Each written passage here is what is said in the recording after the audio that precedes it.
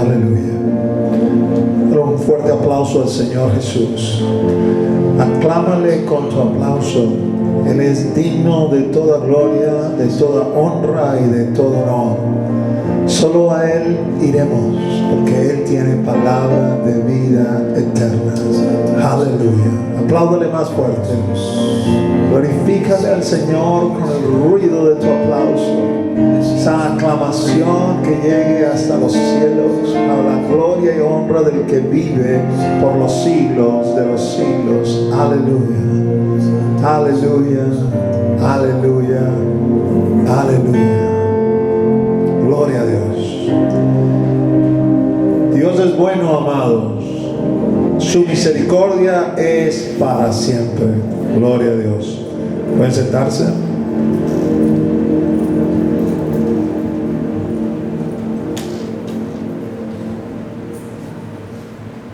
Es bueno tenerles de vuelta. Hoy, primer domingo de mayo, domingo 3 de mayo. La semana que viene será el segundo domingo de mayo, es el Día de la Madre. Vamos a tener por lo tanto Santa Cena, para que usted tome las provisiones de caso. El día de hoy, antes de comenzar a predicar, voy a darle unos anuncios. Quisiera una vez más saludarles a los que se han incorporado. Aleluya, santo es el Señor. Ya vamos a tomados.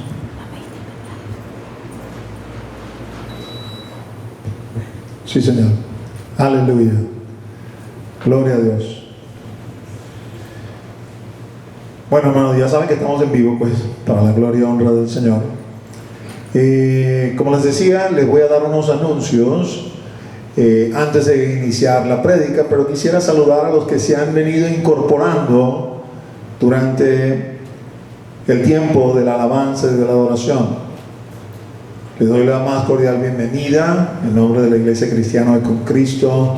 Quiero saludar a cada una de las sedes que están conectadas, comenzando desde la sede de Barrancas, sede de Paulo VI, la sede de Altamira, la sede de Caricuao, la sede de Cuba. Amados, son todos bienvenidos, miembros y asistentes regulares de la iglesia.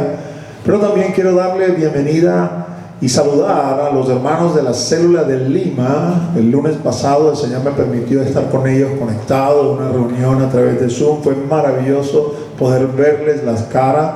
Les afirmé que aquí estamos orando por ellos, que les amamos sin conocerles, y que el deseo de nuestro corazón puede ser que podamos mantener este nexo y estrecharlo. Realmente fue una bonita experiencia el lunes pasado poder compartir con ellos. También quiero saludar al punto de luz que tenemos en Buenos Aires, a través del hermano Junior y de la hermana Silvana. Por cierto, felicitamos a Valentina, la hija de Junior y Silvana, que está de cumpleaños el día de hoy.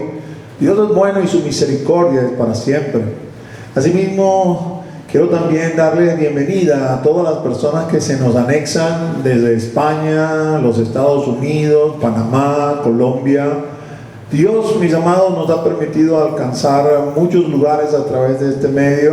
Yo agradezco su fidelidad, agradezco sus comentarios, agradezco que usted esté aquí presente y que juntos podamos alabar y glorificar el nombre del Señor. Que Él nos dé fuerza para continuar y para seguir.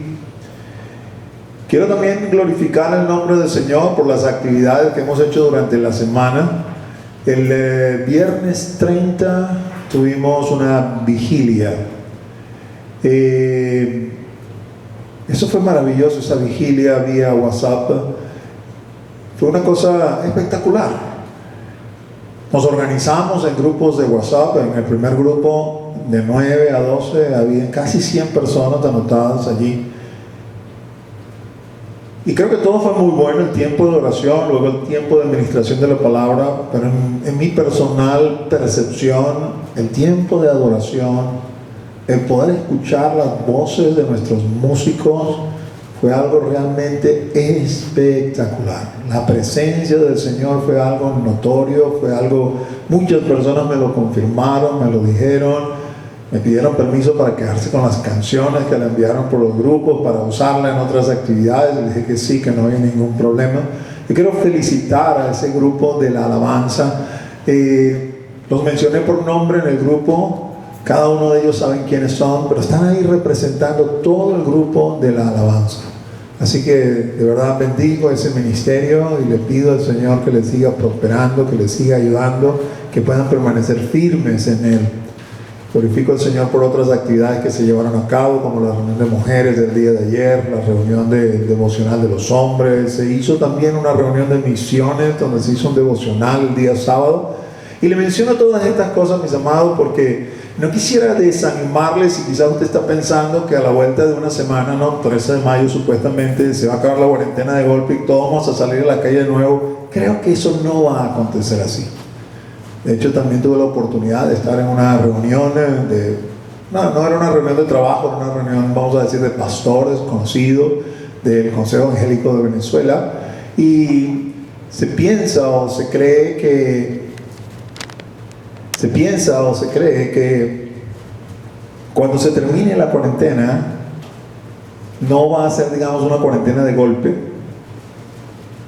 no va a ser un fin de la cuarentena de golpe, sino que va a ser algo, vamos a decir, parcial. Y es posible que las reuniones, sobre todo reuniones eclesiales, que reunimos más o menos una cierta cantidad de gente, no se puedan restablecer inmediatamente. Así que tenemos que habituarnos a esta forma de conectarnos por un tiempo. No sé cuánto tiempo exactamente, pero al menos por un tiempo probablemente vamos a tener que continuar de esta forma, de esta manera. Así que, amados, así pues hemos tenido toda esta serie de actividades esta primera semana. Las actividades de la iglesia van a ir tomando este matiz, esta forma, esta manera. Vamos a ir organizando, perfeccionando. Aprovecho para decirles, ¿no? Y aquí voy a hacer un poco de publicidad, de propaganda. Métase en la plataforma de YouTube de la iglesia y suscríbase. Requerimos al menos 1000 suscriptores para poder usar esta plataforma, para poder transmitir. Entonces le animamos a que usted, por favor, se suscriba y le comente a amigos, conocidos, otros hermanos, para que también se suscriban y podamos también trabajar con esta otra plataforma de YouTube. Para esta semana, mis amados, vamos a estar básicamente trabajando en dos áreas que tienen que ver con la oración. La primera de ellas es el salón de oración. El salón de oración, como les he venido explicando cada domingo, está abierto de lunes a viernes de 7 de la mañana a 7 de la noche. Todos los días en el WhatsApp de la iglesia, en los estados de WhatsApp de la iglesia, se publican los motivos de oración del día. Usted puede verlos en la mañana muy temprano, antes de las 7, ya está eso montado. Y puede ver ahí quién es la persona de contacto. Usted se conecta con ella y le dice que usted va a estar orando.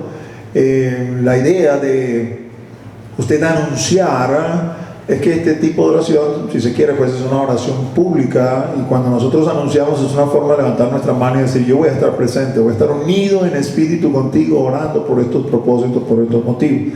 Así que le animamos a participar.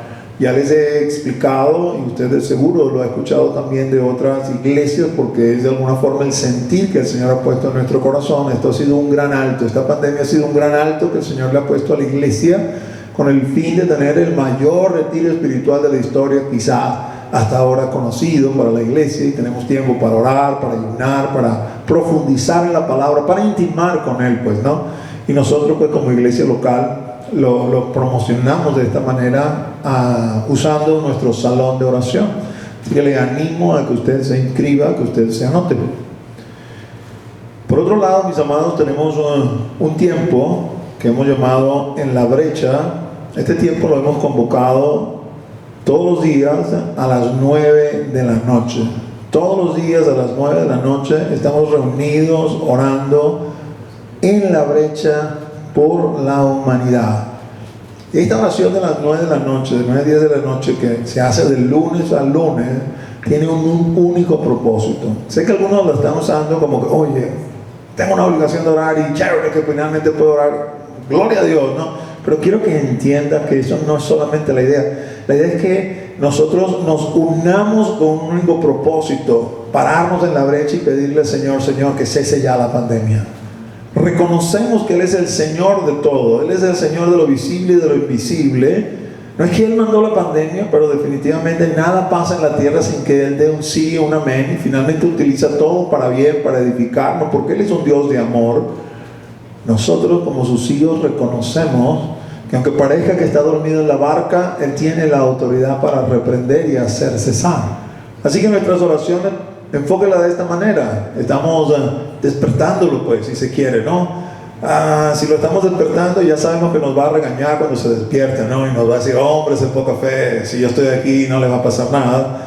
Pero se va a levantar y va a reprender y va a hacer cesar todo. Por eso la iglesia cristiana hoy con Cristo, en cada uno de sus sedes, cada uno de sus miembros y sus asistentes regulares, y convidamos también a los amigos que nos ven a unirse en este tiempo de oración en la brecha todos los días, de lunes a lunes, de 9 a 10 de la noche. Finalmente, mis amados, ya también les he dicho, pues todas las actividades, incluyendo lo que tiene que ver con los diezmos y ofrendas, también se han mudado para que se haga por esta vía online, ¿no? Aparece una lámina, muchos de ustedes la tienen, si no la tienen pueden pedirla también a la iglesia, el número de la iglesia, el correo de la iglesia. Ahí están las cuentas de la iglesia, puede hacer sus transferencias de diezmos y ofrendas conforme el Señor le ponga en su corazón.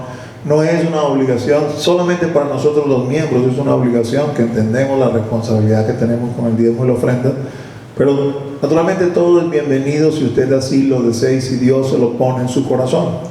Por cierto que tengo que glorificar al Señor, porque la verdad, mis amados, es que uno, sin estar en sitio, pues de alguna forma disminuyendo la actividad y lo que es la rutina, pues uno espera un freno, un declive en muchas cosas. Igual confiamos en el Señor y oramos al Señor. Tengo que testificar delante de ustedes que Dios ha sido bueno, y durante este mes pasado, a pesar de que no nos hemos reunido en sitio ni una sola vez en ninguna de las sedes, el Señor nos ha sostenido.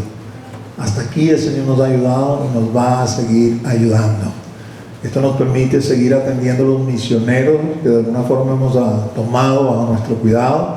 Nos permite seguir atendiendo al personal de la iglesia, las necesidades que sigue teniendo el local.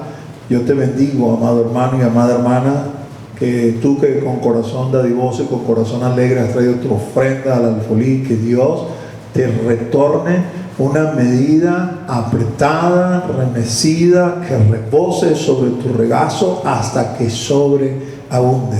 Sé que no lo has hecho con esa intención, pero nuestro Dios es bueno y nuestro Dios retorna aquello que traemos delante de Él.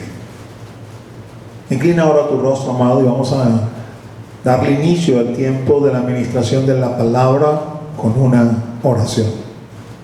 Padre, en el nombre de Jesús, nombre que es sobre todo nombre, venimos ante tu presencia, Señor, en esta mañana, agradecidos de poder estar acá, agradecidos, mi Dios, de poder presentarnos ante ti como cuerpo, como iglesia, que aunque no estemos en el mismo lugar, estamos, Señor, unidos en espíritu para adorarte, bendecirte, glorificarte, y ahora en este momento para compartir tu palabra.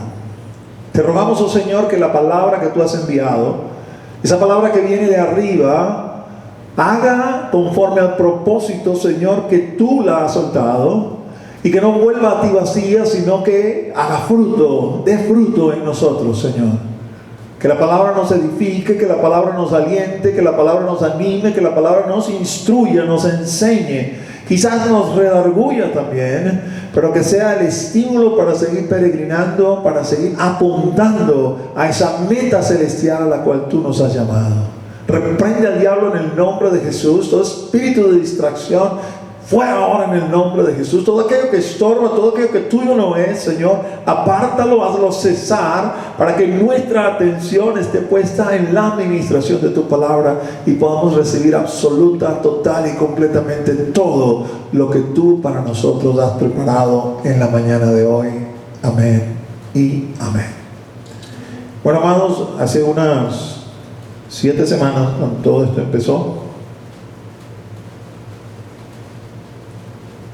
para aquellos que les gusta llevar la cuenta, que van llevando una bitácora así tipo los barcos, o bitácora de navegación, día 49 de la cuarentena. Pues ya no se llama cuarentena porque ya pasó los 40 días, no, vamos a tener que llamarla simplemente confinamiento, día 49 del confinamiento. Es bueno que lleves un registro, ¿no? Con el propósito de que puedas anotar ahí todas las bendiciones y todas las enseñanzas que el Señor te está dando en este tiempo en el desierto, donde te está perfeccionando. Pues iniciando ese domingo 15 de marzo, le dije, vamos a meternos en una serie de prédicas que vamos a llamar una palabra de aliento. Así que el día de hoy corresponde la número 8. Y los temas obviamente son diversos porque la palabra de aliento en sí misma es la palabra del Señor. Podemos ir a la fuente de vida eterna, la palabra, y de allí beber para renovar nuestras fuerzas, para saciar nuestra sed. Debe estar, póngale la lámina siguiente por favor.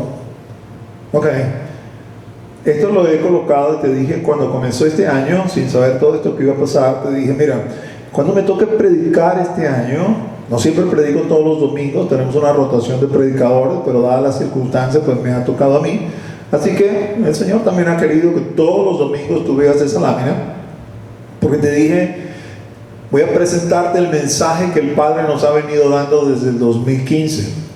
El Señor en el 2015 trajo a mi corazón un versículo para desarrollarlo, conversarlo, hablarlo en medio de nosotros, un versículo que también trabajamos en el 2016, que terminó edificándonos ese versículo, marcándonos de una forma tal que, como decir, el lema de nuestra iglesia, por decirlo de alguna manera.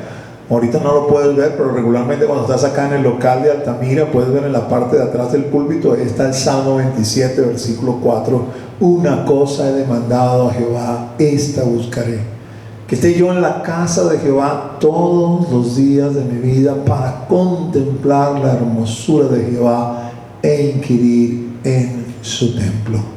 Ese es de alguna forma el versículo que nos marca, el versículo que nos identifica. Durante el año siguiente, 2017, el Señor nos hizo trabajar Romanos 6:22, en el año 2018 Colosenses 1:10, en el año 2019 Filipenses capítulo 4, versículos 6 y 7. Finalizando el 2019, el Señor me hizo volver sobre estos versículos y compilarlos, y entendí que el Señor nos estaba dando un mensaje que titulé el mensaje del Padre.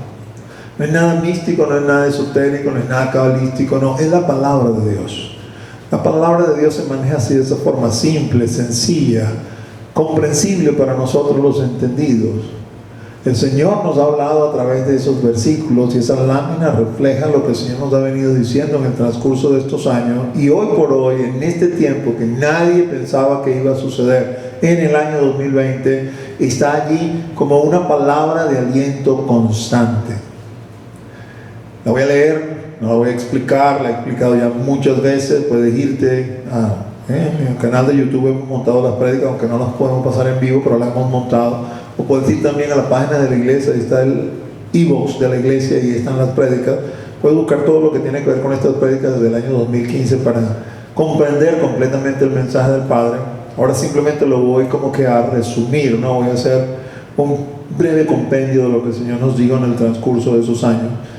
Dado que he sido libertado del pecado y hecho siervo de Dios, conforme a lo que dice Romanos 6:22, además su paz sobrenatural me guarda en conformidad con lo que dice Filipenses 4:7, procuraré con todas mis fuerzas, alma, mente y corazón.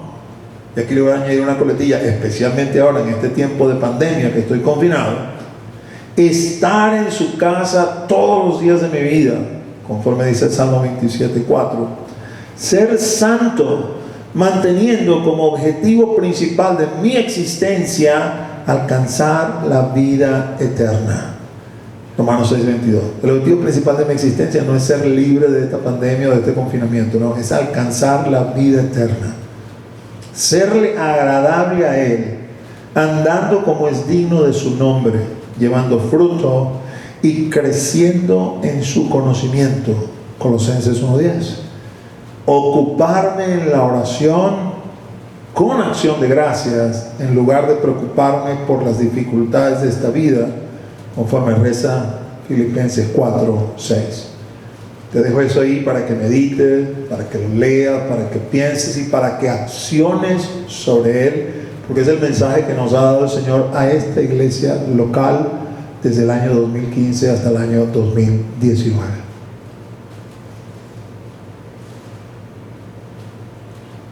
La semana pasada, cuando terminamos de hablar, terminé con las palabras Cristo viene, Maranatha. De hecho, cantamos una canción de un grupo llamado El Farero que se llama La Venida de Cristo. Creo que fue un momento maravilloso, espectacular, donde el Espíritu de Dios se movió, tanto aquí como donde usted se encuentra, y me hizo de alguna forma reflexionar, ¿no?, durante la semana. Y quiero hablar un poquito acerca de este gran evento que estamos aguardando, sobre todo porque, vamos a decir, se ha puesto nuevamente de moda, ¿no? Nosotros los cristianos no deberíamos olvidarnos de esto. Este es uno de los eventos más anunciados en toda la Escritura, la venida de Cristo, pero es como que bajamos la guardia, por decirlo así, ¿no? Y cuando sucede algo, como esta pandemia, por ejemplo, muchos gritaron: ¡oh, fin de mundo! ¡Viene Cristo! ¡Ah, hay que arreglarse rápido! Y el tema se puso de moda, vamos a decirlo así. Y consigue una prédica por allá, una prédica por acá, un hermano que da una meditación por este lado, no sé, cualquier cosa ahí en internet. Ya sé lo que me consigo recurrentemente, pues el Señor me ha permitido estudiar este tema ya por más de 30 años. Y bueno, vamos a decir que he tomado una determinada posición, tratando de no contender con nadie, simplemente aquel que quiere escuchar, expresarle lo que el Señor me ha enseñado y me ha mostrado en el transcurso de este tiempo. Pero la verdad es que se me levantan las antenitas de alerta cuando comienzo a ver en mi rebaño, el rebaño que el Señor me ha encomendado, no es mío, es de Él, pero el Señor me lo ha encomendado, comezón de oír, y no solamente comezón de oír, sino que de repente me consigo, al momento que me hacen preguntas o que me hacen consultas, que pareciera que no le hemos enseñado nada y que no tiene una posición definida o firme a propósito de lo que dice la Escritura. Y eso obviamente me preocupa. Algunos los mandé a la escuela de doctrina y les dije: ¿hasta cuándo no vas a tomar la escuela de doctrina? Si estuviese tomado la escuela de doctrina no me estarían haciendo esas preguntas. En fin, mis amados, el medio que el Señor me da es este. Y pues considerando que nada acontece acaso, así terminamos pues la prédica pasada, las preguntas surgieron durante esta semana, entendí que quizás es bueno que tomemos un poco este tema nuevamente, ¿no? Y voy a comenzar enfocándolo desde esta perspectiva. Voy a invitarte que vayas a Hechos 1, versículo 10, y ahí vamos a ver lo que he titulado La esperanza de la iglesia. Hechos 1:10 dice: y estando ellos con los ojos puestos en el cielo, entre tanto que él se iba, he aquí se pusieron junto a ellos dos varones con vestiduras blancas, los cuales también les dijeron: varones galileos, ¿por qué estáis mirando al cielo? Este mismo Jesús que ha sido tomado de vosotros al cielo, así vendrá como le habéis visto ir al cielo. Vamos a ubicarnos un poquito en el contexto de lo que está sucediendo, porque nosotros estamos leyendo el registro histórico del evento. Los discípulos, habiendo visto a Jesús resucitado, comenzaron a experimentar, vamos a decir, una faceta nueva en el ministerio del Maestro. El Maestro resucitado, glorioso, poderoso, definitivamente había confirmado con su resurrección que Él era quien decía que era: el Cristo, el Mesías, el Rey de Reyes, el Señor de Señores. Y de alguna forma pues estos discípulos estaban esperando: ahora sí vas a instaurar el reino. No sé si has entendido bien el mensaje del Evangelio, pero el mensaje del Evangelio no es solamente que Cristo vino a salvarnos, no. El mensaje del Evangelio es que Él ha venido a establecer el reino de los cielos. Así inicia su predicación: arrepentíos porque el reino de los cielos se ha acercado. Para estos primeros discípulos judíos, conocedores de las profecías del Antiguo Testamento, no era una novedad. Podían entender este mensaje porque el Antiguo Testamento está full de profecías que anuncian que el Mesías va a restablecer el reino del rey David, valga la redundancia, y va a colocar a Israel como la nación central sobre la faz de la tierra. Así que estos discípulos, bajo la bota del imperio romano, afligidos, atribulados, hechos de alguna forma, no necesariamente esclavos, pero sí súbditos de este imperio foráneo, veían en Jesús, bueno, de seguro ahora es el tiempo de que estas cosas sucedan, de que estas cosas pasen. Y esos 40 días, porque Hechos capítulo 1 acontece el día 40 después de la resurrección, fueron días maravillosos. El Señor aparecía y desaparecía a voluntad. ¡Wow! Tremendo. Estaba manifestando muchísimo más poder de lo que había manifestado en su ministerio terrenal. No solamente eso, sino que hacían milagros creativos. No, cuando usted lee Juan, el último capítulo de Juan, los discípulos están arriba en el mar de Galilea, están nuevamente pescando y logran distinguir al maestro en la orilla. Pedro se da cuenta que es el maestro, les está haciendo señas, los está llamando. Pedro se lanza al agua para llegar primero y conseguirse con el maestro. Los discípulos llevan la barca hacia la playa y sorpresa, el Señor los está esperando con un suculento desayuno. Había un pez ahí a la brasa y todos se quedaron asombrados. ¿De dónde sacaste el pez? ¿Cuándo lo cocinaste? Te acabamos de ver allí. El poder de Dios se estaba moviendo de una forma espectacular. Así que realmente no estaban preparados para esto que sucedió. Cuando Lucas escribe esto, muchos años después, Lucas es el escritor del libro de Hechos, ya lo escribe como un registro histórico. Pero yo les aseguro que ese primer día, cuando vieron a Jesús irse, muy probablemente dentro de sí pensaron, va a aparecer otra vez. O sea, lo ha hecho durante estos 40 días, ha aparecido y ha desaparecido. Es no sé, es como una suerte de sensación que queda dentro de nosotros. De seguro todo este anuncio del ángel que le he leído marcaba una determinada pauta, porque muy probablemente en ninguna de sus otras apariciones y desapariciones había ningún ángel o ningunos ángeles para anunciar esto, y le daba una determinada connotación. Pero más allá de eso, había probablemente dentro de ellos esa esperanza de seguro va a aparecer otra vez. Hablo quizás de mi experiencia, ¿no?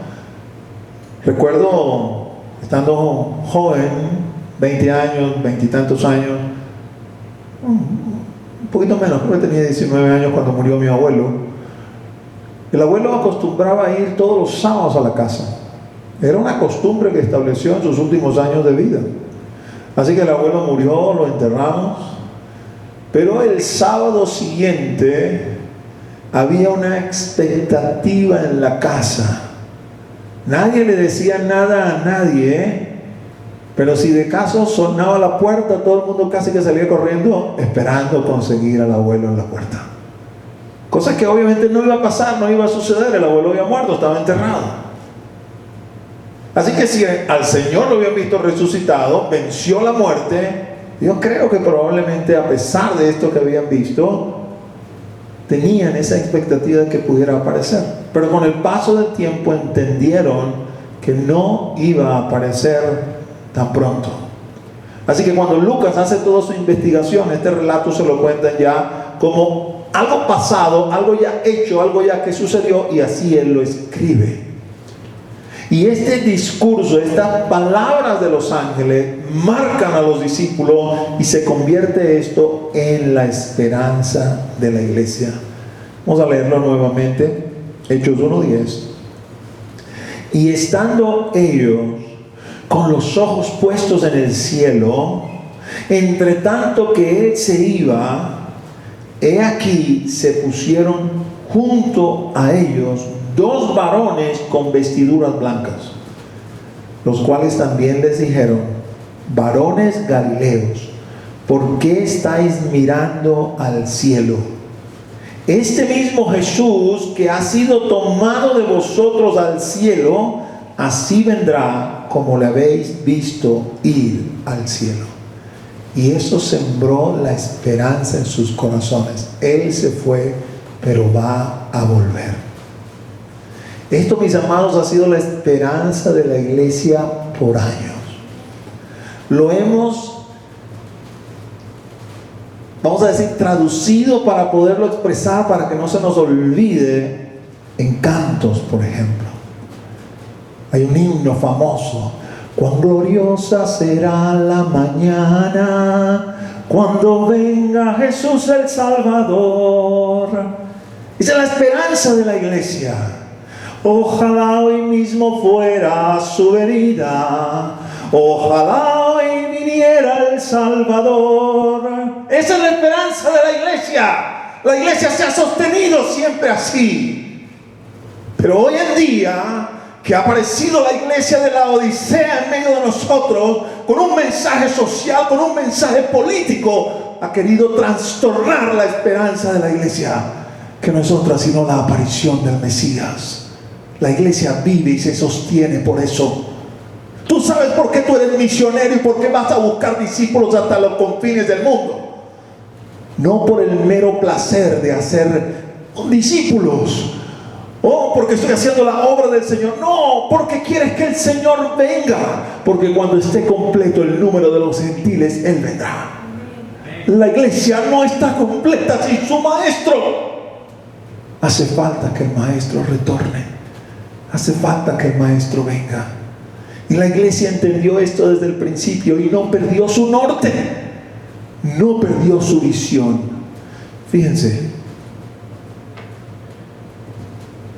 tan temprano como en el segundo discurso registrado de Pedro, porque el primer discurso de Pedro está registrado en Hechos capítulo 2, pero en Hechos capítulo 3, cuando estos hombres, Juan y Pedro, van subiendo al templo, porque la iglesia comenzó a reunirse en las afueras del templo, el único templo que había, el templo de Dios allá en Jerusalén, y se reunía también en las casas. El Señor les permitió a estos dos hombres ejecutar un milagro en el nombre de Jesús. En la puerta de la hermosa, un cojo se levantó y saltó y glorificó el nombre de Dios, y todos quedaron asombrados. Así que Pedro se levantó, así como se había levantado el día de Pentecostés, y lleno del Espíritu Santo comenzó a hablarles al público que estaba allí presente. Y fíjense parte del discurso de Pedro. Hechos 3, versículos 19 al 21 voy a leer.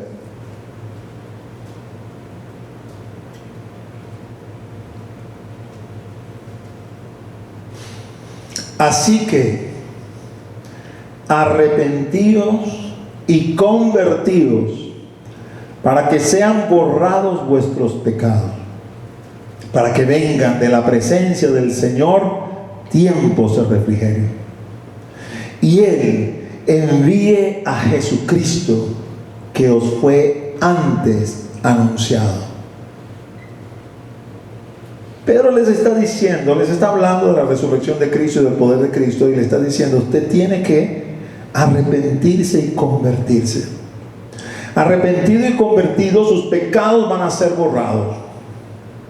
Y cuando estemos todos completos, el Padre enviará del cielo a Jesucristo, quien nos ha sido prometido. Pedro era testigo de que Jesús ya había venido.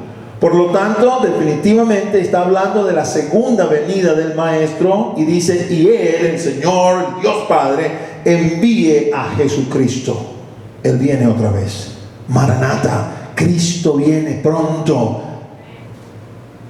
Pero les dice también lo siguiente: a quien de cierto es necesario que el cielo reciba hasta los tiempos de la restauración de todas las cosas, de que habló Dios por boca de sus santos profetas que han sido desde tiempo antiguo. Es decir, tan temprano como en la época de la iglesia primitiva, había claridad y certeza de que Cristo venía nuevamente en forma física. Hay una parte de la iglesia que con el paso de los años han querido, no sé, como que suavizar la doctrina, voy a llamarlo así de esa forma, o endulzarla. Sí, Cristo viene, pero viene a tu corazón. Otra parte de la iglesia dice, no, nosotros somos los que tenemos que establecer el reino. Cuando lo hayamos establecido, entonces Él va a aparecer otra vez. Es decir, se han inventado algunas doctrinas que no están en la palabra, que no están en la escritura, simple y llanamente con el fin de conformar la realidad de lo que ven a una verdad escritural que no existe. Porque aunque nos digan locos, porque es lo que finalmente sucede cuando la gente ve que no está pasando nada de lo que decimos, ¿dónde está tu Cristo que tanto anuncias? El mismo Pedro va a hablar de esto en sus epístolas y les va a decir a las personas, no es que Él está mintiendo, no, es que la tardanza de Cristo se traduce en misericordia para que más gente escuche y para que más gente sea salva. Pero los apóstoles no ignoraban que Cristo iba a regresar cuando todo estuviese completo. Y Pedro lo anuncia desde el principio. A quien de cierto es necesario que el cielo reciba, así como lo habían visto irse en Hechos capítulo 1, hasta los tiempos de la restauración de todas las cosas, de que habló Dios por boca de sus santos profetas que han sido desde tiempos antiguos. Quiere decir, mis amados, que el Antiguo Testamento, sobre todo el Antiguo Testamento, anuncia eventos que tienen que cumplirse, que tienen que alinearse, que tienen que disponerse con el fin de que Jesús pueda retornar. Cuando iniciamos toda esta situación de pandemia, les manifesté y les dije, este no es fin de mundo. Y los llevé a Mateo 24, es un capítulo profético donde Jesús profetiza, y les dije, esto que está aquí es simple y llanamente un principio de dolores, porque es una de las señales que el Señor dice de cosas que van a acontecer antes de que sea su venida. Pestes, habrá pestes. Esta es una muy particular porque está a nivel de todo el mundo, de alguna forma ha confinado a medio planeta o quizás a todo el planeta. Y desde la perspectiva de la iglesia, pues ha sido para nosotros un tiempo de buscarle a Él, de creerle a Él, ¿no? Que en medio de toda esta situación Él nos va a sostener, porque al estar detenidos, vamos a decir así, nuestra capacidad de producción también merma y dependemos de Él. Estamos en el desierto, tal cual pueblo de Israel que salió de Egipto e iba hacia Canaán, y durante 40 años dependió del maná, porque ahí no podían sembrar, porque ahí no podían cosechar, porque ahí dependían de la providencia divina. Así estamos nosotros también en estos momentos. Ahora, todos estos profetas anunciaron eventos, anunciaron situaciones, anunciaron condiciones, y todas estas cosas tienen que cumplirse, tienen que alinearse, tienen que disponerse para que el Señor finalmente aparezca. Y va a aparecer, mis amados, va a aparecer. Los apóstoles no ignoraban las profecías del Antiguo Testamento, así que hablaban que el Señor va a venir para que Él envíe a Jesucristo, que antes lo fue anunciado, pero también le decían, pero en estos instantes está en el cielo y el cielo debe retenerlo hasta que las cosas sean restauradas en conformidad con la palabra que hablaron los santos profetas en la antigüedad. Ahora, voy a estudiar un caso particular, un caso bien significativo, porque Pablo, vamos a decir, es el teólogo por excelencia del Nuevo Testamento. El Nuevo Testamento tiene 27 libros. De esos 27 libros, 14 son de Pablo. Quiere decir que más de la mitad del Nuevo Testamento fue escrito por Pablo. Y el Señor lo utilizó de una forma tan poderosa que el mismo Pedro reconoce en sus epístolas la revelación que Dios había dado a Pablo, señalando de que Pablo exponía cosas difíciles de entender que algunos habían tergiversado para su propio provecho.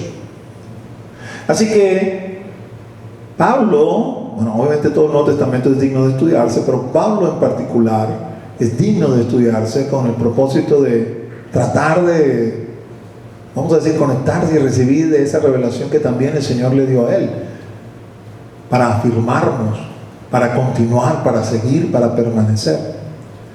Y me gustaría que fuera conmigo a 1 Tesalonicenses, en el capítulo 4.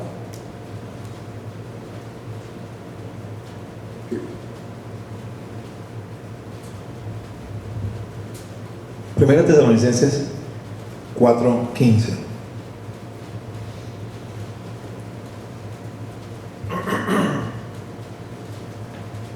Primera Tesalonicenses 4:15 dice lo siguiente: por lo cual os decimos esto en palabra del Señor, que nosotros que vivimos, que habremos quedado hasta la venida del Señor, no precederemos a los que durmieron.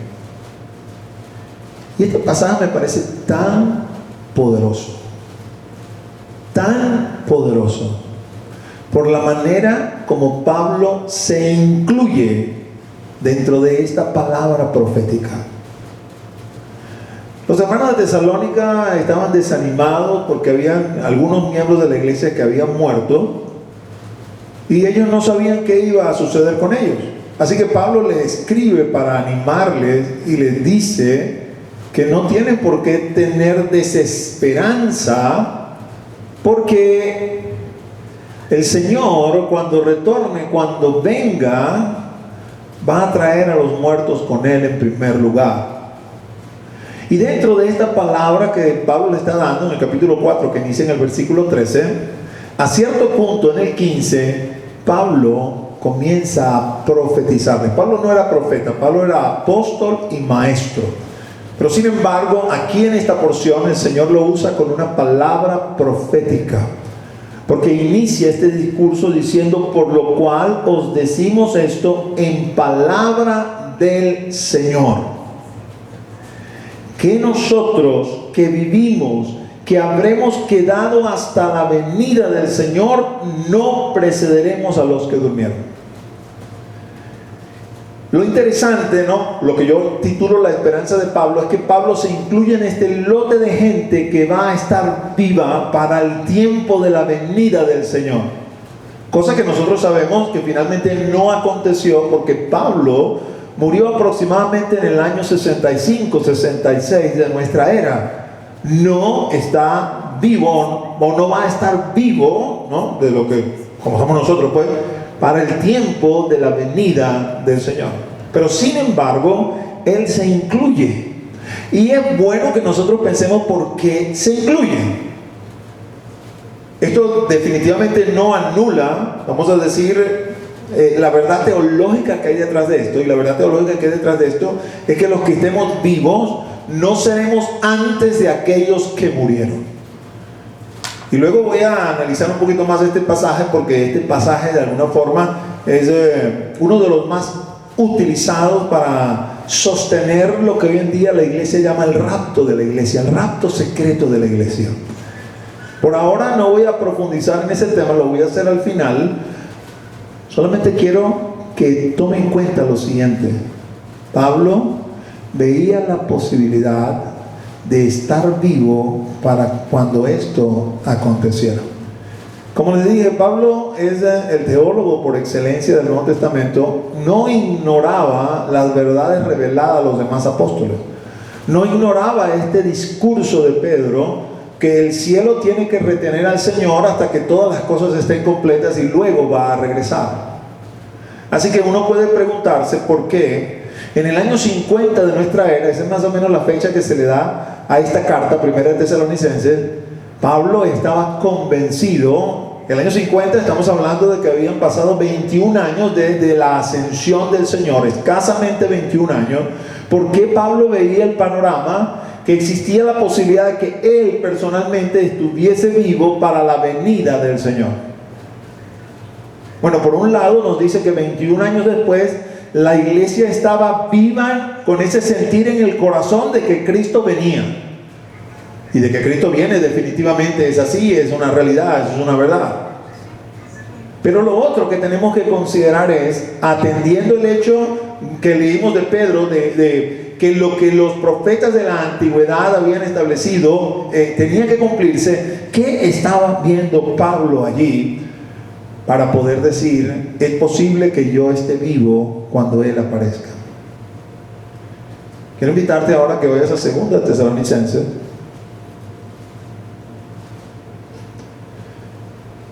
De acuerdo a los estudiosos de la materia, 1 y 2 de Tesalonicenses fueron escritas con un año de diferencia.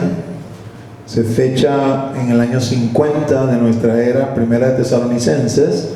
Tesalónica era la capital romana de Macedonia, donde Pablo había entrado en ese segundo viaje misionero, y de ahí de Tesalónica había ido a Atenas. Probablemente estando en Atenas escribió la carta 1 de Tesalonicenses, y un año después, en el año 51, escribió 2 de Tesalonicenses. En 2 de Tesalonicenses vuelve a retomar el tema de la venida del Señor, pero ahora lo hace con una advertencia. Y fíjense lo que dice la palabra. Estoy leyendo 2 de Tesalonicenses capítulo 2. Voy a leer desde el versículo 1. Pero con respecto a la venida de nuestro Señor Jesucristo y nuestra reunión con Él, os rogamos, hermanos, que no os dejéis mover fácilmente de vuestro modo de pensar, ni os conturbéis, ni por espíritu, ni por palabra, ni por carta como si fuera nuestra, en el sentido de que el día del Señor está cerca. Pareciera como que Pablo se está contradiciendo, porque en la primera de Tesalonicenses, un año antes, les dice, pero nosotros los que vivimos, los que hayamos quedado hasta la venida del Señor. En 2 de Tesalonicenses les dice, con respecto a la venida de nuestro Señor Jesucristo y nuestra reunión con Él. La venida de nuestro Señor Jesucristo y nuestra reunión con Él, y entendemos por reunión con Él una reunión donde estamos completos. Me explico. Cuando usted muere, porque naturalmente ya habiendo pasado 2000 años de historia de la iglesia, hay cualquier cantidad de muertos en Cristo Jesús. Solamente si hablamos de los mártires, suman millones de millones de los mártires de todas las eras. Esos mártires, esos muertos en Cristo Jesús, están con Él. Es decir, cuando usted lee Apocalipsis, capítulo 5, y observa, capítulo 6, y observa la apertura de los sellos, va a ver que en el quinto sello, las almas de aquellos que han muerto por causa del testimonio están debajo del altar. Y allí hablan con el Señor en algún momento, y el Señor le da vestiduras y le dice, aguarden hasta que esté completo el número de sus consiervos. Quiere decir que cuando uno muere, su alma y su espíritu va al paraíso con el Señor, y de alguna forma estamos como que decir reunidos con Él. Pero Pablo no se refiere a esa reunión, se refiere a la reunión ya nosotros en cuerpo, alma y espíritu para siempre, definitiva con Él. Y le dice a los hermanos de Tesalónica, con respecto a estos dos eventos, con respecto a la venida del Señor, la venida de nuestro Señor Jesucristo, y con respecto a nuestra reunión con Él, no se dejen mover fácilmente de su modo de pensar. Y no era que ellos tenían un modo de pensar diferente al de Pablo, porque tenían el modo de pensar de Pablo, porque Pablo se lo había enseñado. Lo que Pablo les estaba diciendo es, como que he escuchado que están escuchando otras cosas y se están dejando mover de la posición, de la doctrina, de la enseñanza que les he dado cuando estaba allí con ustedes. Y fíjense que hace énfasis. Dice, no te dejes mover de tu modo de pensar, ni por espíritu, ni que te aparezca un ángel trayéndote una revelación nueva, como exponen por ejemplo los mormones, que les apareció a Joseph Smith en el año 1830 el ángel morónico una nueva revelación. Eso contradice totalmente lo que dice el libro de Gálatas, y de alguna forma está enmarcado también aquí en Tesalonicenses en una doctrina particular que dice, no te dejes mover de tu modo de pensar, ni por espíritu, ni por palabra. No porque venga un orador con una palabra que parezca una palabra de arriba, o peor aún, que venga uno que se levante, así dice el Señor, y te lance una palabra profética y que esa palabra profética de alguna manera mueva tu emoción, te deje mover fácilmente de tu modo de pensar, que tiene que estar fundamentado en la Escritura. En Gálatas Pablo es severo cuando dice: si aún un ángel del cielo se aparece, aún si nosotros mismos los volvemos a visitar con un evangelio diferente, seamos anatemas, porque no hay otro evangelio sino el que ya ha sido anunciado y que está registrado en la Escritura. Fíjese que de nuevo dice: ni por carta, como si fuera nuestra, como que le estuviésemos enseñando otra cosa de lo que ya le enseñamos estando allí en tiempo presente. ¿Y de qué él está hablando? Dice: en el sentido de que el día del Señor está cerca. Y como le decía, si usted lee hasta aquí, dice: bueno, parece que Pablo se está contradiciendo, pero hay que seguir leyendo para entender qué es lo que Pablo les quiere decir. Así que sigo leyendo, versículos 3 y 4 dice: nadie os engañe en ninguna manera, porque no vendrá sin que antes venga la apostasía y se manifieste el hombre de pecado, el hijo de perdición, el cual se opone y se levanta contra todo lo que se llama Dios o es objeto de culto, tanto que se sienta en el templo de Dios como Dios, haciéndose pasar por Dios. Es decir, Pablo les dice a los hermanos de Tesalónica: a menos que estas dos cosas no se cumplan, no podemos decir que el día del Señor está cerca. No es que el día del Señor no va a venir, no es que Cristo no viene pronto, pero no podemos ser ignorantes, no podemos ser como que emocionales, por decirlo de alguna manera, enamoradizos, así como creyendo en cuentos de hadas o creyendo, no sé, en cuenticos o cosas así. No. Pablo, que antes le ha dicho: yo creo que existe la posibilidad de que yo esté vivo cuando Él venga, cuando sea tiempo de su venida y me reúna con Él, pero estoy totalmente claro que no te voy a decir que el día del Señor está cerca, a menos que estas dos cosas no hayan acontecido. Número uno, la apostasía. La apostasía no es otra cosa sino el desvío de la iglesia. Definitivamente la apostasía comenzó a suceder desde el primer siglo. Cuando lees Apocalipsis, te das cuenta en el capítulo 2 y en el capítulo 3, en las epístolas que son escritas a las diversas iglesias, que hay doctrinas que el Señor aborrece. La doctrina de los nicolaitas, por ejemplo. Hay enseñanzas, perversiones en medio de la iglesia que ya se vivían en ese entonces. Y a una de las iglesias le recrimina: toleras a esa mujer Jezabel que enseña a fornicar a mis siervos. Es decir, los conducía al pecado. Desde el principio la apostasía comenzó a verse en la iglesia.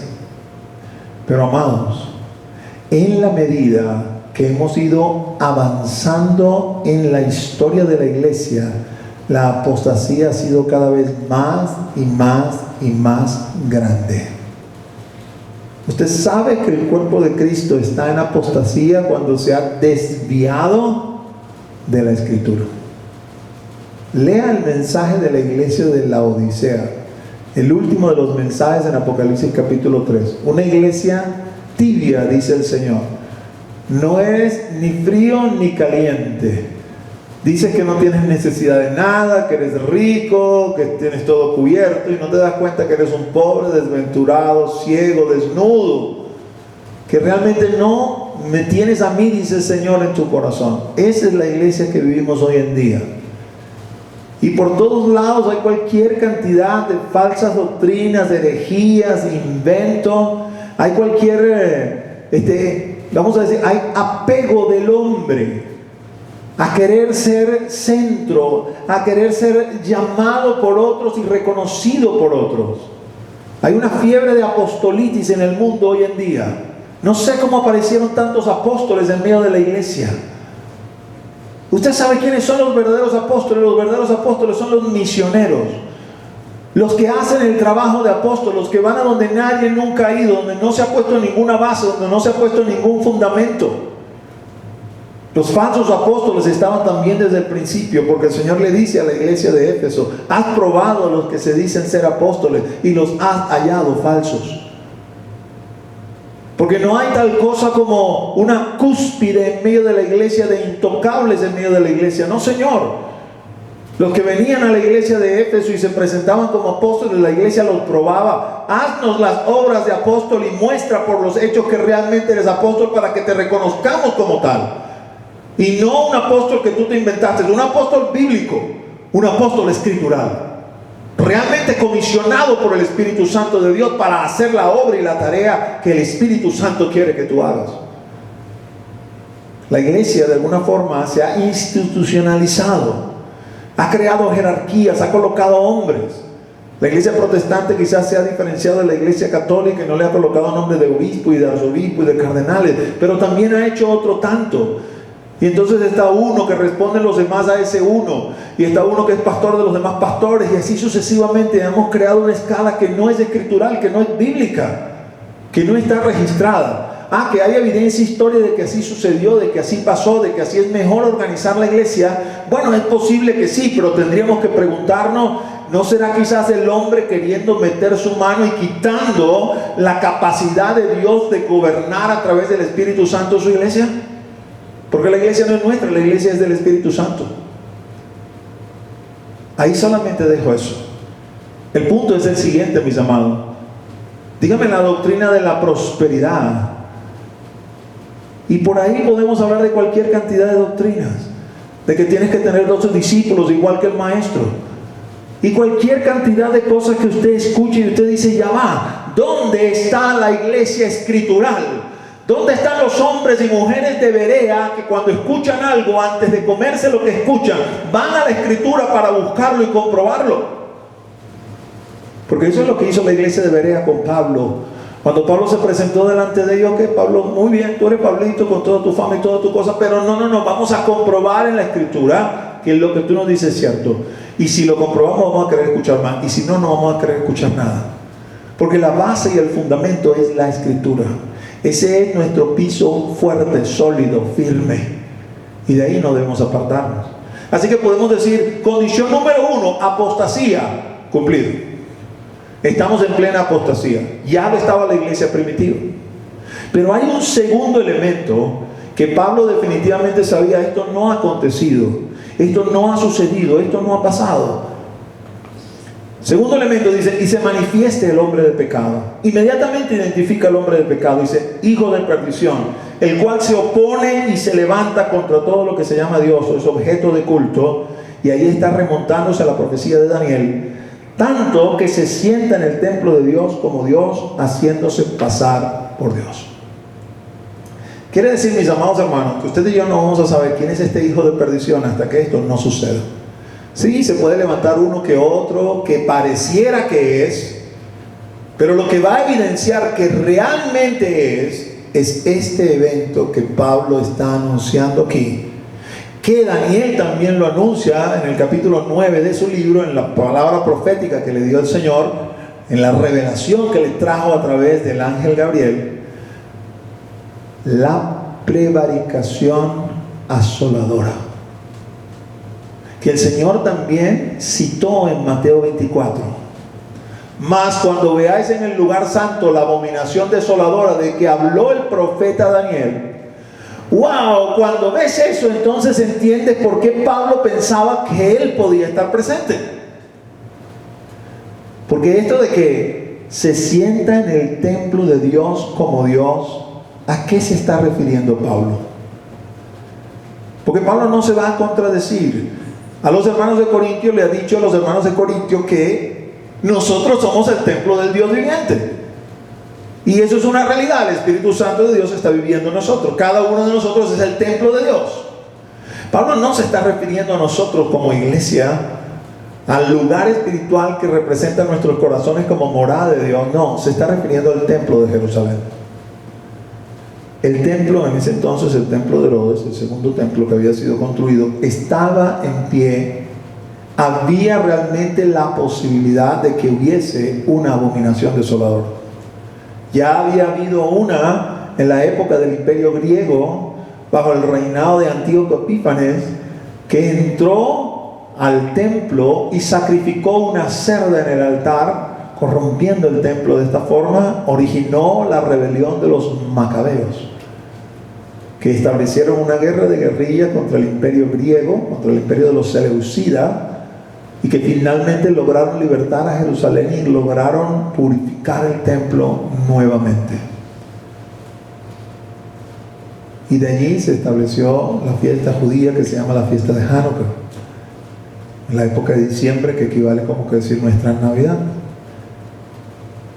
Pablo entendía, por la palabra que Jesús había dicho y por la revelación que le había dado, la venida del Señor y nuestra reunión con Él no va a acontecer hasta que no sucedan dos cosas: uno, apostasía; dos, abominación desoladora. Se presente este inicuo, se presente este hijo de pecado.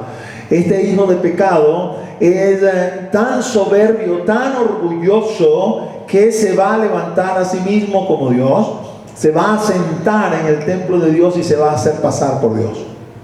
A mayores detalles de esa profecía, de cómo va a acontecer eso en el libro de Apocalipsis. Entonces, ¿qué quiero decirte con todo esto? Que esta palabra no ha cambiado. Los hermanos que hablan a propósito del rapto secreto de la iglesia, que puede acontecer en cualquier momento, pensado de parte de Dios para que no pasemos por la gran tribulación, es una doctrina que comenzó a cobrar forma en el año 1830 bajo la pluma de un hermano llamado Darby, que posteriormente el hermano Scofield en su Biblia de estudio la popularizó.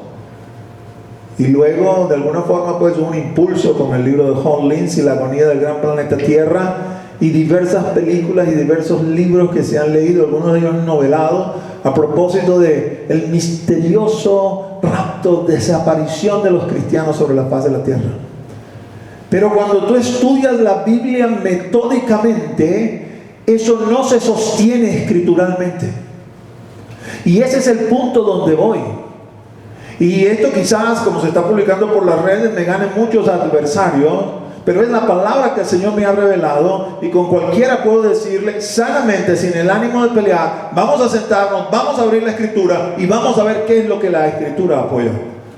Y la única razón para hacer esto, en principio les dije, quiero que la congregación que el Señor me ha dado esté clara. Si alguno del rebaño decide creer otra cosa, no es porque yo no se lo haya enseñado, no es porque yo no le haya dicho, como le dijo Pablo a los tesalonicenses: no te dejes mover fácilmente de tu forma de pensar. Sé que muchos de los que están acá en esta congregación han venido de otras iglesias y han venido con otras enseñanzas, pero si el Señor te trajo para acá, es para que estas enseñanzas que damos acá como parte de nuestro credo, también tú las adoptes. Nosotros creemos, yo personalmente creo que son escriturales, que son bíblicas, que son sana doctrina. Y lo que digo, lo digo porque en algún momento pues expresé eso aquí en medio de la congregación. Un hermano dejó de venir. No, eso no es así, pastor, eso no es como usted dice. Lo invité a mi oficina, vamos a hablar con la Escritura en la mano y vamos a ver qué es lo que dice la Escritura. No quiso, solamente estaba en la enseñanza que había recibido siempre de toda la vida. El Señor viene antes de la gran tribulación, nos va a raptar, es un rapto secreto, pero eso no es bíblico, no va a suceder, no va a pasar así. Pastor, ¿por qué eres tan enfático? Soy tan enfático porque usted sabe qué es lo que yo temo. Que la gente que abraza esto, que lo defiende, que lo propaga sin poder realmente respaldarlo escrituralmente, y otros se contagian con esta idea, porque déjeme decirle, la idea es bonita. Yo no quiero pasar por la gran tribulación. Si me estoy volviendo loco con esta pandemia encerrado en la casa, la gran tribulación, no, por favor. ¿Quién quiere pasar por eso? Oye, yo también prefiero identificar la gran tribulación con ira de Dios, agarrar los versículos que dicen que soy salvo de la ira y ¡guau! Me fui antes de la gran tribulación. Es posible, en el caso mío, que tengo 56 años, que yo no llegue a ese tiempo y que me haya ido como se van los hombres de manera natural de este mundo y sea parte de aquellos que durmieron en Él. Ese es mi deseo, mi confianza, mi pedir, que viva o que muera, pero que sea en Él. A veces, después que he estudiado todo esto, le he dicho al Señor: oye, buenísimo que lo sé, lo puedo enseñar, ¿qué tal y si me voy antes? Pero eso está en las manos del Señor, eso no está en las manos mías. Yo no determino eso. Ya hemos aprendido suficientemente que el Señor nos perfecciona a través del sufrimiento. Y que si el Señor quiso, Dios el Padre quiso que su Hijo sufriera, pues nosotros vamos a pasar exactamente por la misma escuela. Porque por medio de ese sufrimiento somos perfeccionados y aprendemos obediencia.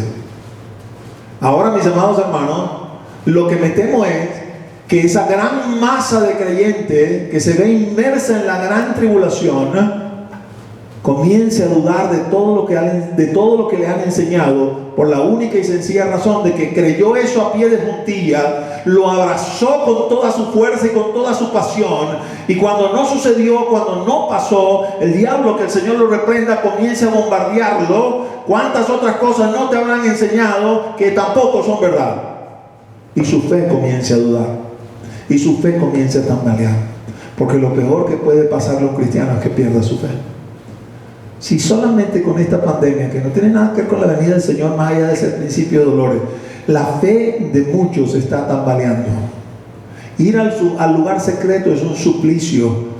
Permanecer allí en la casa y aprovechar el tiempo ayunando, leyendo la palabra, metiéndose en la presencia del Señor, eso es como un camino de un calvario, una cosa que no pueden soportar. ¿Qué será cuando venga la gran tribulación? Porque en la gran tribulación, mis amados hermanos, los cristianos son perseguidos. Ahorita nadie nos está persiguiendo. En la gran tribulación los cristianos son perseguidos. ¿Y tú sabes por qué somos perseguidos? Porque ningún cristiano va a tolerar esto. Hay un único Dios. Un único Dios. Que se manifiesta el Padre, Hijo y Espíritu Santo. Pero no hay otro. Es decir, nosotros adoptamos, al igual que el pueblo de Israel, la Shema. Shema, oh Israel. Jehová tu Dios, Jehová uno es. No hay otro Dios fuera del Señor. Así que cuando alguien como este individuo se levanta y hace lo que hace, definitivamente estamos en contra de él. Ahora vuelvo a lo que te decía antes. Pablo sabía, hay posibilidad de que haya una abominación desoladora porque hay templo. Pero en el año 70, Pablo no vivió para eso. El templo fue destruido. Y no solamente el templo fue destruido, la nación de Israel fue dispersa en medio de todas las demás naciones. Dejó de existir. En algún momento los romanos destruyeron Jerusalén completamente, la redujeron a polvo, levantaron sobre las ruinas de Jerusalén una ciudad romana que no permaneció en el tiempo, y Jerusalén volvió a ser edificada porque esa es la ciudad de Dios.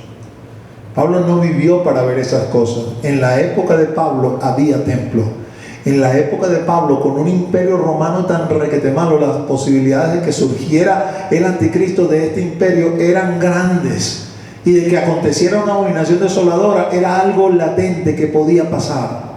Por eso Pablo, cuando trae esta palabra profética, lo dice de esa manera: nosotros, los que vivimos, los que hayamos quedado. Porque es que la esperanza de la iglesia, del retorno del Señor, es algo que mueve a la iglesia. La iglesia no hace nada.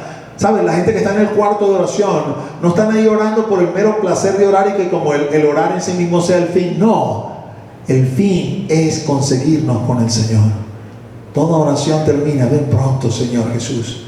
No ayunamos por el mero placer de ayunar o por el sacrificio de ayunar. Todos los que ayunamos porque el esposo no está con nosotros. A veces bromeando les digo: ayuna, así sea egoístamente. Oh, ven ya, porque cuando tú vengas ya no ayunaré más. Detrás de cada actividad que hacemos está latente ese grito: Maranata, Cristo viene pronto. En la iglesia primitiva, así como usted y yo nos saludamos, Dios te bendiga, o Shalom, ¿verdad? Ellos cuando se saludaban se despedían: Maranata, Cristo viene pronto. ¿Sabe? El pueblo de Israel en su historia adoptó algo como esto. Cuando tuvieron la dispersión, la diáspora, que duró casi 1900 años, acostumbraban a despedirse o a saludarse unos a otros: el año que viene en Jerusalén.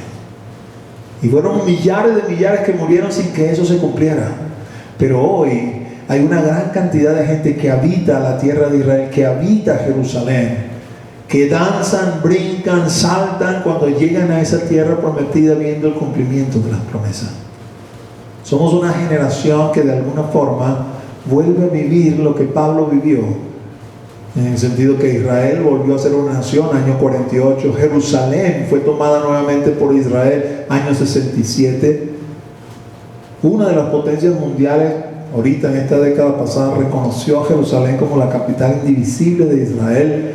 Todo se alinea, todo apunta a que esta segunda condición puede cumplirse en cualquier momento. Obvio que falta el templo, pero hay un movimiento en Israel pro templo que se está moviendo en esta dirección.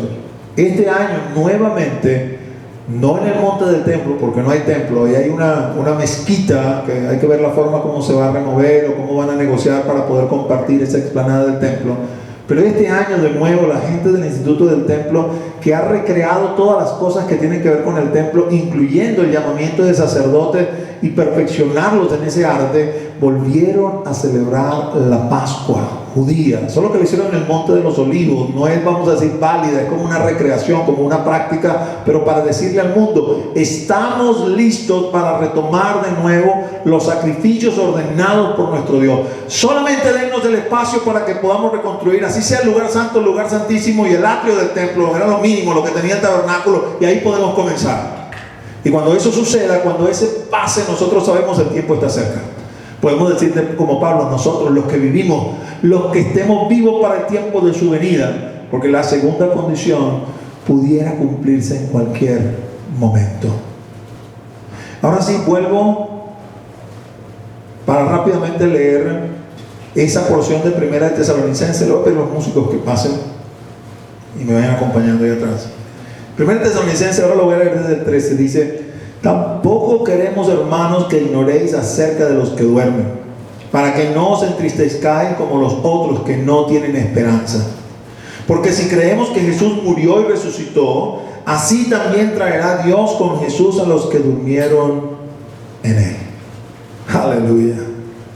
Todos los que durmieron en el Señor vendrán con el Señor. Ese tiempo, ese momento será glorioso. Y cada uno podrá expresarlo, ¿no? Obviamente que la gloria más grande es el Señor, y ver al Señor opaca cualquier otra cosa. Pero no dejamos de tener emociones. Yo pienso en ese día, y algunos entenderán pues lo que le voy a decir, y yo pienso en el capitán, y ese día, capitán, nos vamos a ver nuevamente.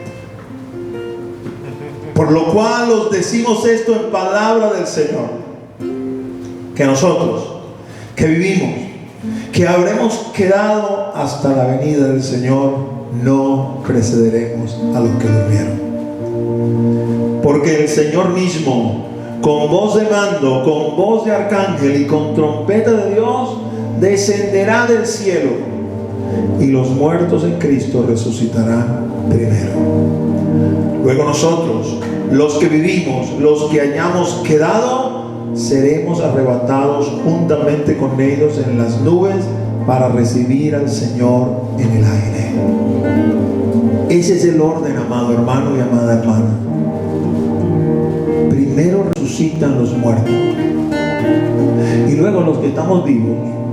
Esta porción hay que complementarla con 1 Corintios capítulo 15, donde el Señor dice que los que estamos vivos seremos transformados en un momento, en un abrir y cerrar de ojos, a la final trompeta, porque se tocará la trompeta. Los muertos se levantarán y nosotros seremos transformados, y luego todos juntos seremos arrebatados. La palabra correcta no es rapto, la palabra correcta es arrebatamiento. Y el arrebatamiento de la iglesia está ligado a la resurrección de los muertos. No hay arrebatamiento sin resurrección. Primera de Tesalonicenses capítulo 4 lo dice bien claro. No lo podemos inventar, ni transformar, ni cambiar, ni adaptar. Primera de Tesalonicenses capítulo 4 dice: los muertos en Cristo resucitarán primero. Los primeros son los muertos en Cristo. A la voz del Señor, a la voz de mando del Señor, los muertos se levantarán. Los huesos volverán a la vida. Allí donde haya caído el mar, en la tierra donde esté, allí volverá ese ser a nuevamente existir, poseer cuerpo, alma y espíritu. Allí estará nuevamente primero muertos en Cristo. Luego nosotros, los que vivimos, los que hayamos quedado, seremos transformados. Y todos juntos, no separados. No hay un arrebatamiento para los que estamos vivos para no pasar por la gran tribulación. No. Todos juntos, la iglesia a una, al unísono, los muertos en Cristo y los vivos transformados, seremos arrebatados para recibir al Señor en el aire. No tengo tiempo para seguir profundizando más en la prédica, no de la semana que viene, sino de la otra semana de arriba, porque la semana que viene es el Día de la Madre y dedicaremos una prédica a la mujer.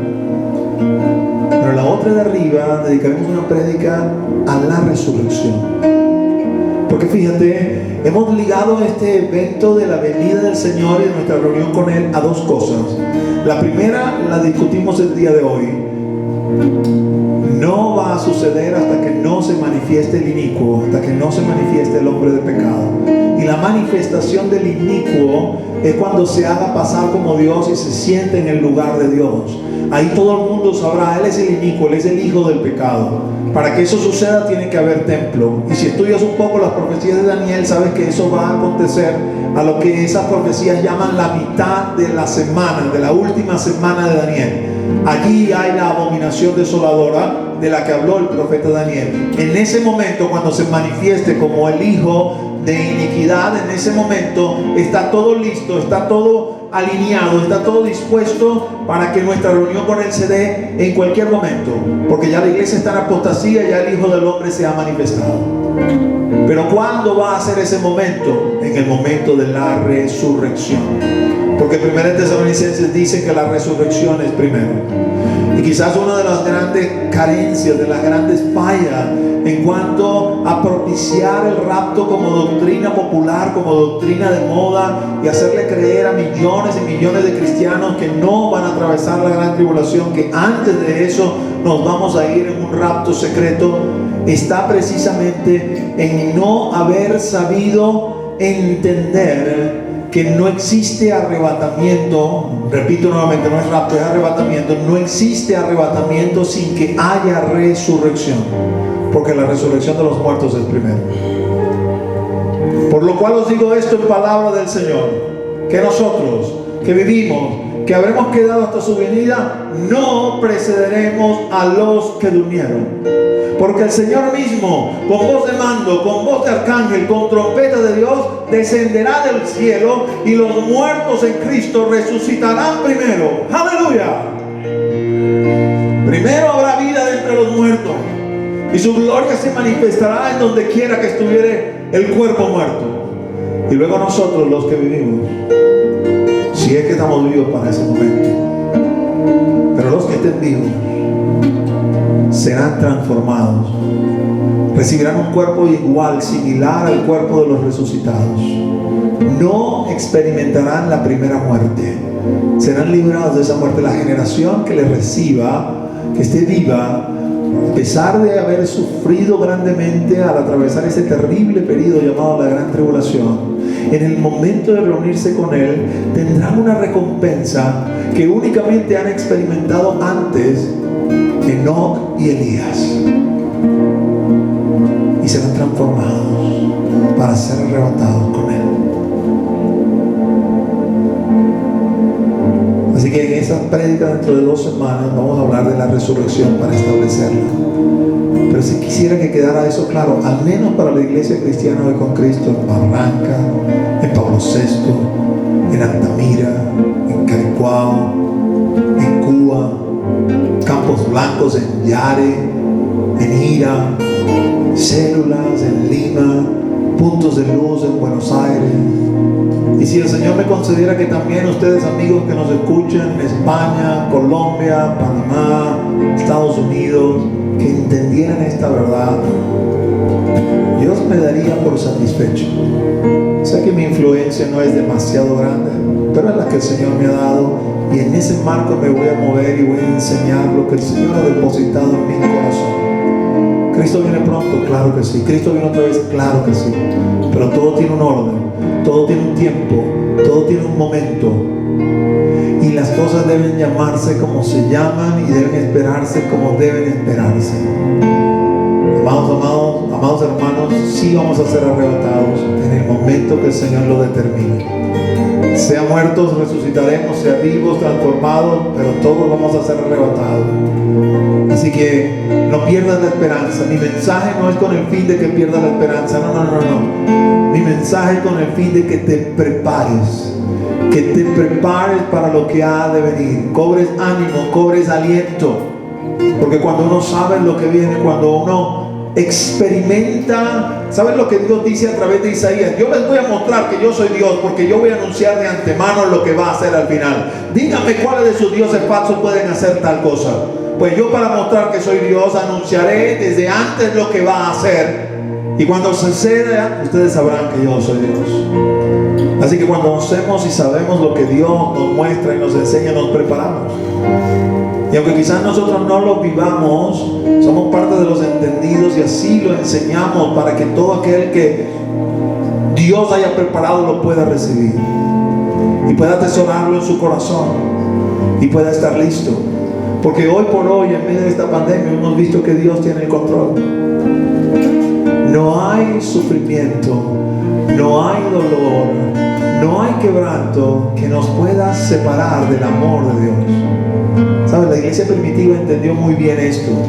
La iglesia primitiva, sometida a lo que se conoce en tiempos, históricamente, a las 10 grandes persecuciones imperiales, comenzando por la persecución de Nerón en el año 64, del año 64 al año 66.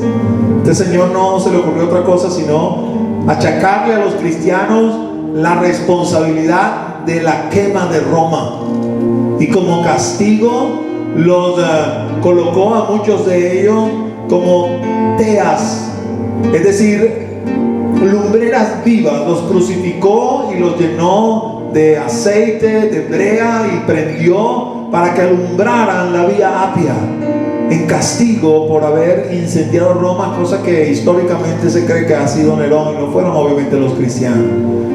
Pero desde ese año, pues los sufrimientos y la persecución de la iglesia ha sido realmente terrible, pero la iglesia ha sobrevivido a eso, y la iglesia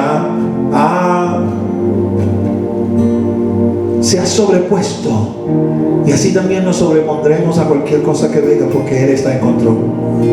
¿Sabes? Quiero terminar con algo solamente para testificar el poder de Dios, porque si me has venido siguiendo las prédicas, sabes que hace unos par de prédicas, cuando hablaba del culto misionero, te hablé de los misioneros en Ecuador que fueron muertos, ¿no? por esa tribu llamada los Aucas, respectivamente los Aucas, en un intento de alcanzarles, ¿no?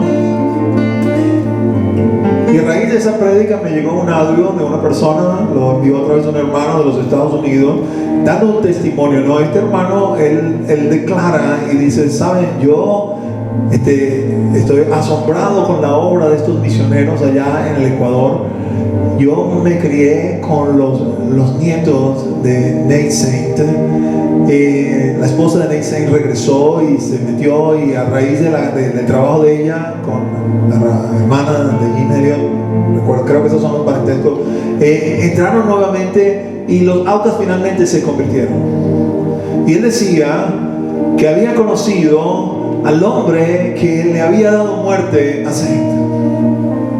Ese hombre se convirtió finalmente, y los nietos de Saint le llamaban abuelo. Y él daba ese testimonio a la iglesia porque decía que el hombre había finalmente fallecido, a principios de los 2000 y tanto, había el hombre ya fallecido, siendo un hombre anciano. Y el hermano testificaba a la congregación, decía: hoy él está en el cielo con Nate Saint, gozándose en la presencia del Señor. Eso es demasiado glorioso, mis amados, lo que la iglesia logra en los corazones.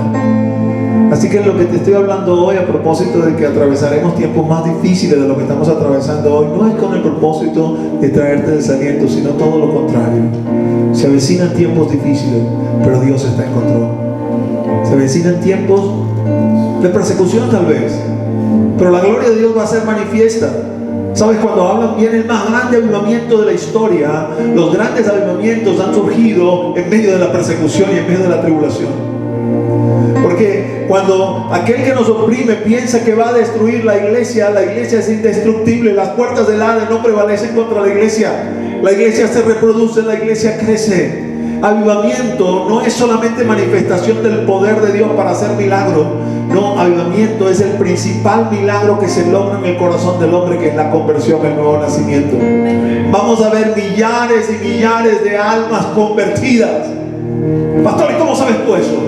Porque en Apocalipsis capítulo 7 dice que las almas que salieron de la gran tribulación no se podían contar, que eran millares de millares que estaban allí en el mar de cristal para adorar al Cordero. Y el anciano le decía a Juan: estos salieron de la gran tribulación. Ese tiempo de angustia va a producir la mayor cosecha que la iglesia jamás haya tenido.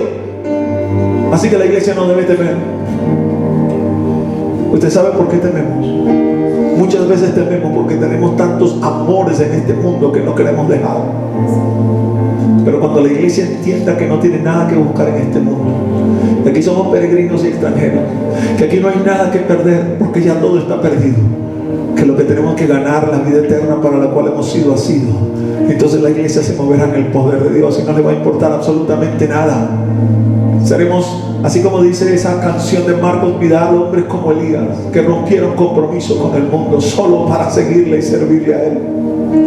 Iglesia del Señor, no tengas temor, porque Dios está con nosotros y Él nos preparó para esta temporada y para esta época, y nos dio lo que se necesita para que la podamos sobrellevar en victoria con Él en nuestros corazones. Inclina tu rostro y vamos a orar.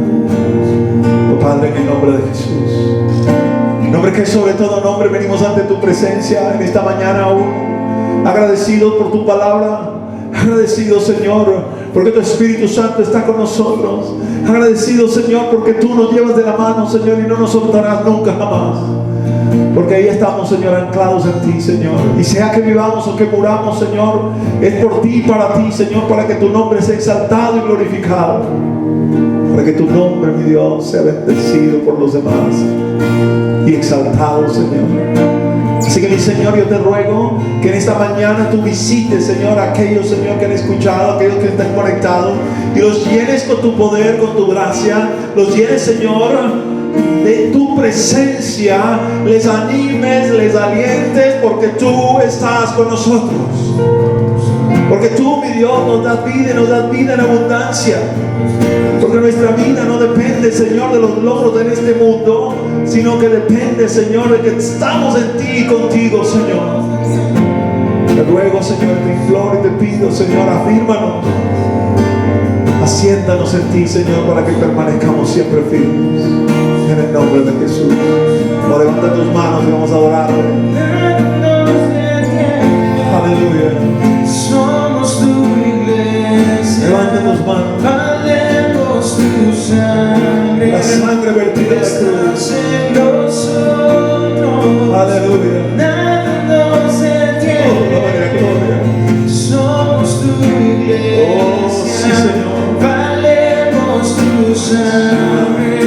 Estás en nosotros. Oh, gloria, gloria. Nada nos detiene. Santo, santo. Somos tu iglesia, valemos tu sangre, estás en nosotros, nada nos detiene. Somos tu iglesia, Dale gracias a Él. valemos tu sangre, Dale gracias al Señor. estás en nosotros. Oh, santo, santo. Aleluya. Santo, santo. Y tuya es la victoria, la muerte fue vencida por siempre. Oh, gloria, gloria. En tu sangre está la vida. No temas, hermano, Dios está con nosotros. Victoria, la muerte fue vencida. Oh, gloria, gloria. Mi santo, santo. Victoria, Rey. Se aproxima el Maestro. Viene el Maestro. Victoria, Aleluya. Rey. Por siempre.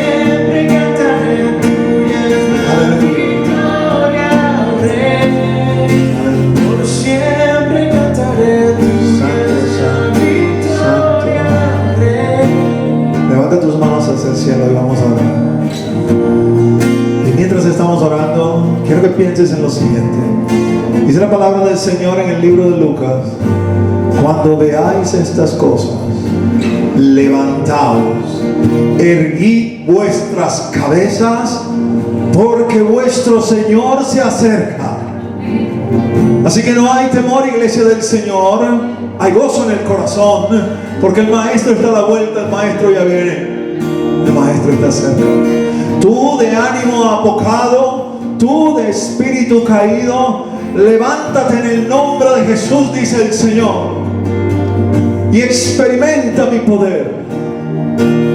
Ríndete ante mi altar, trae tus cargas delante de mí, porque yo te renovaré, dice el Señor, y te levantaré como un gigante, y te daré fuerzas, y te daré ánimo, y te daré aliento, para que permanezcas firme, para que seas luz en medio de las tinieblas, para que seas sal en medio de esta tierra.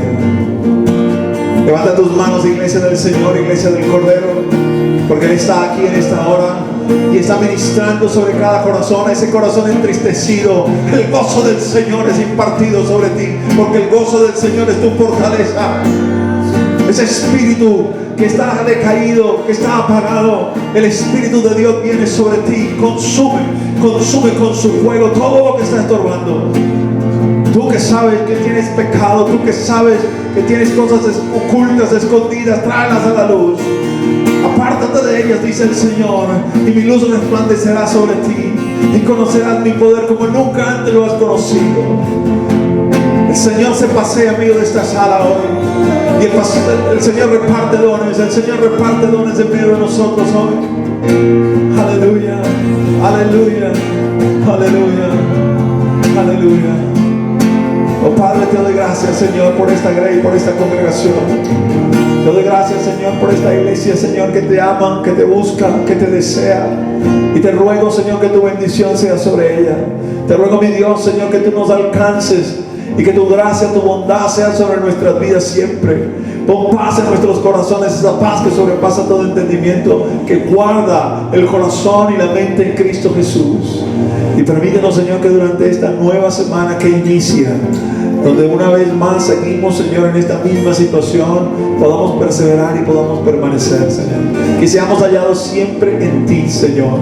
Que si esta semana es la semana que tú nos vas a llamar para estar contigo, Señor, podamos ser hallados irreprensibles en cuerpo, alma y espíritu, Señor. Obreros que no tienen nada de qué avergonzarse, Señor. Listos, Señor, para tu orden, listos para estar contigo, Señor.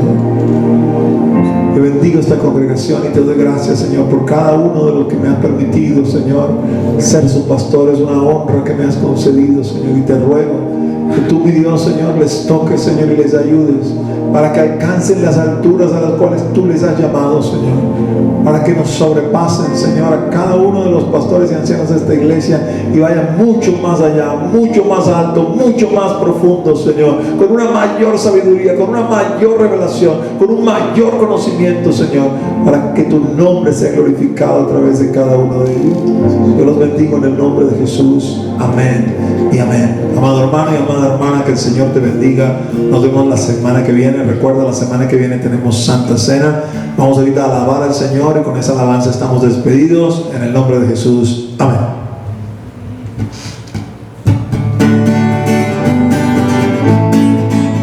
Bueno es Dios.